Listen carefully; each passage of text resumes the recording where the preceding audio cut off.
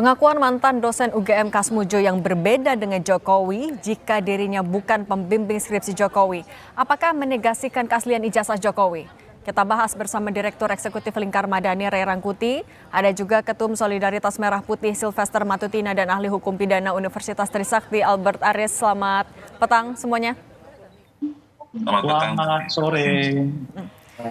Yang bikin bertanya-tanya adalah 2017 Pak Jokowi memperkenalkan Pak Kasmujo sebagai dosen pembimbing yang galak dan bikin harus perbaikan skripsi berkali-kali.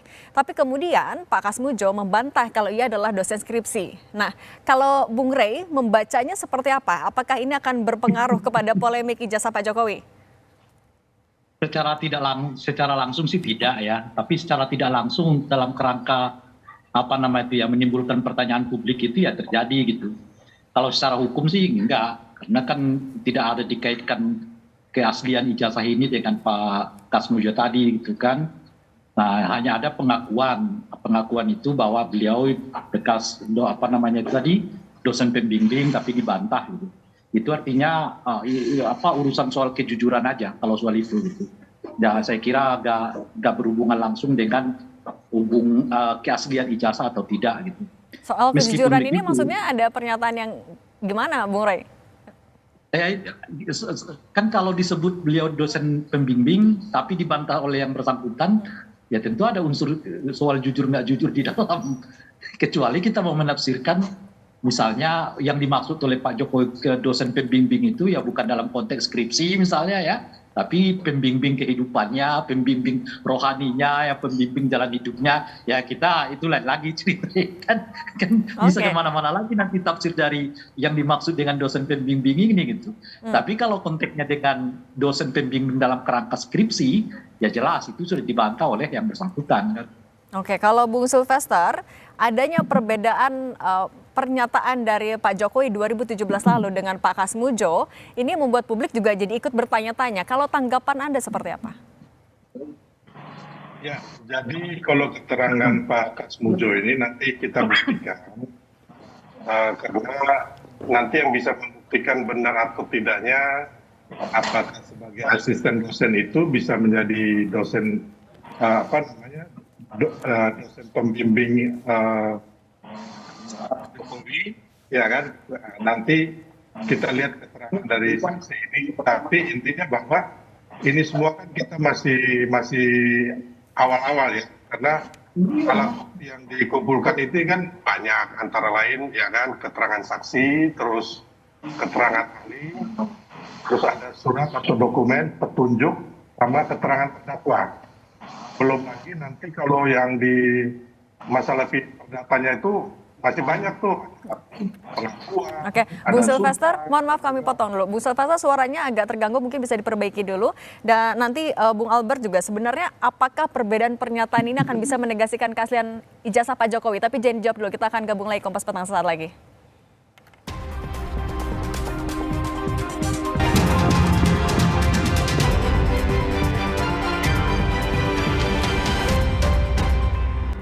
Kami lanjutkan dialognya. Bung Sylvester, kami mau tegaskan, dengan adanya pernyataan yang berbeda antara Pak Jokowi dengan Pak Kasmujo, kalau Anda sendiri ragu nggak?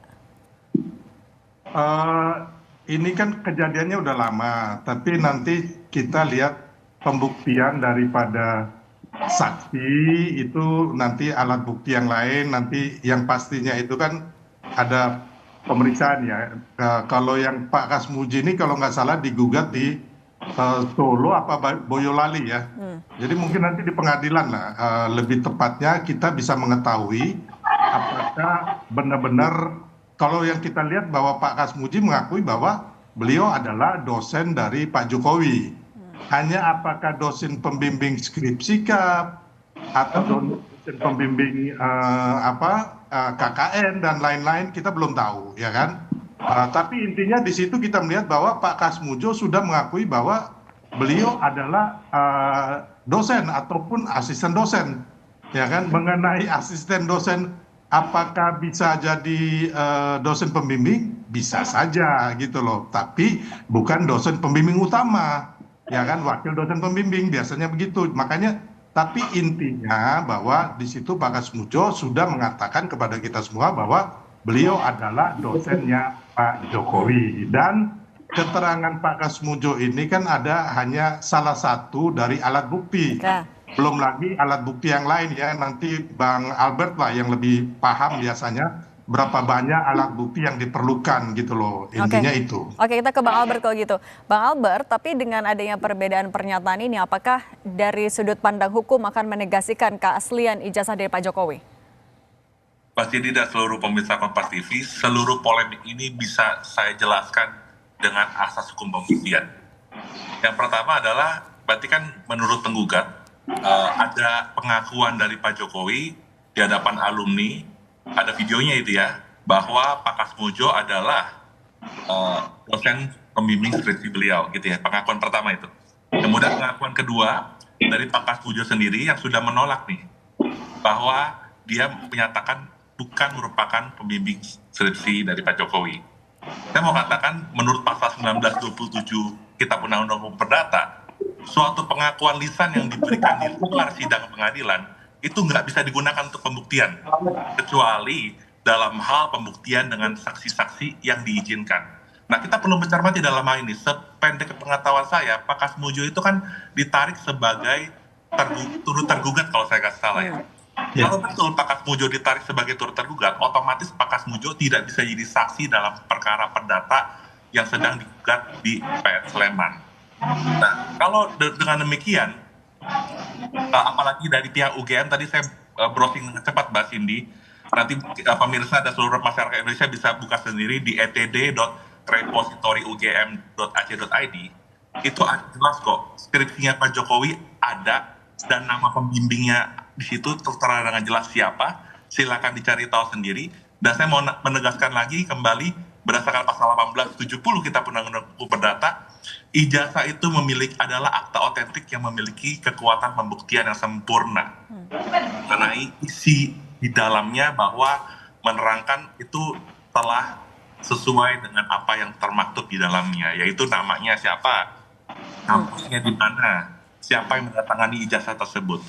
Jadi dengan demikian, Mbak Cindy, ijazah itu merupakan akta otentik yang memiliki kekuatan pembuktian sempurna. Dalam kesempatan lalu juga saya sudah pernah menyampaikan juga kan, bahkan ijazah tersebut mungkin sudah digunakan untuk melamar kerja, sudah digunakan untuk melamar wali kota 2 kali ya kan, dalam proses di KPU, gubernur DKI sekali, dan presiden 2 periode. Maka secara hukum pembuktian kita mengenal ada istilah persangkaan, bahwa yang sudah digunakan tersebut harus dipandang sebagai dokumen yang asli sampai dapat dibuktikan sebaliknya. Siapa yang membuktikan, Mbak Cindy? Yang membuktikan adalah penggugat. Dan saya sudah katakan bahwa 2 pengakuan tadi, entah Pak Jokowi itu slip of tongue atau tidak, itu urusan lain, atau pengakuan dari Pak Kasmujo, itu menurut BW, pasal 1927, tidak bisa digunakan untuk pembuktian. Silakan dicek sendiri, pasal 1927 Kitab Undang-Undang Hukum Perdata. Demikian, Mbak Cindy.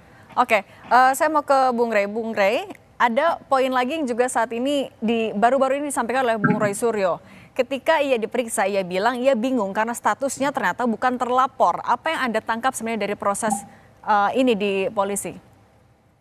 Sebetulnya ada 3 persoalan baru lagi ya terkait dengan kasus ini. Pertama tentu soal pengakuan ini ya. Tadi Bung Albert sudah menjelaskannya, maka kan sebetulnya satu-satunya untuk bisa membuktikan apakah ijazah itu asli atau tidak, bukan dari keterangan A, B, dan C itu, tapi dari bentuk fisiknya secara langsung.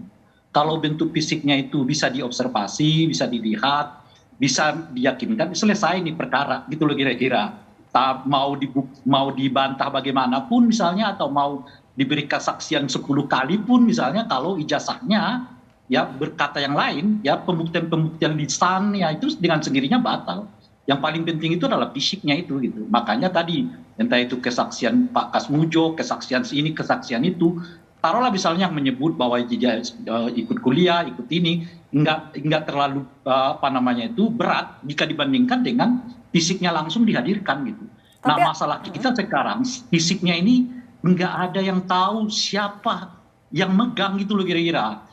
Kalau pengacara Pak Jokowi menyatakan sudah diserahkan kepada Bareskrim, tapi baru saja kita membaca juga pernyataan dari Bareskrim juga melalui badan informasi mereka yang menyebut yang mereka terima itu adalah fotokopian ijazah. Nah ini jadi tambah bingung lagi kita ini. Berarti yang diserahkan kemarin itu benar enggak? fisik ijazah yang dimaksud atau hanya sekedar fotokopian. Kalau kita baca pernyataan yang terakhir ini loh ya, yang menyebut yang mereka terima itu adalah polisi hanya menerima foto ijazah yang dilegalisir gitu. Oke, Bung Rey, tahan dulu. Kita soal Ya. ini kita tanya dulu ke Bang Albert. Bang Albert, kalau yang ternyata diberikan oleh pengacara Pak Jokowi adalah fotokopinya saja, ini tetap sahkah untuk dijadikan alat bukti juga? Ya, kita geser dulu ya. Tadi yang di awal saya menjelaskan soal konstruksi perkara perdata IDPN Sleman ya. Nah, sekarang kita bergeser ke konstruksi laporan dan pengaduan Pak Jokowi ya di Polda Metro Jaya. Nah, perlu kita pahami bersama, saya mau meluruskan sedikit yang tadi disampaikan oleh Bang Rey, ini prosesnya masih penyelidikan. Penyelidikan itu menurutku adalah serangkaian tindakan penyelidik untuk mencari tahu apakah sudah ada peristiwa pidana atau belum. Makanya tadi si Pak Roy Suryo dipanggil dalam undangan klarifikasi. Berarti penyelidikan ini sudah pasti belum pro justisia, masih mengedepankan praduga tak bersalah. Sudah pasti juga pengacara Pak Jokowi belum menyerahkan ijazah asli. Nanti kalau seandainya perkara ini naik ke penyidikan, maka nanti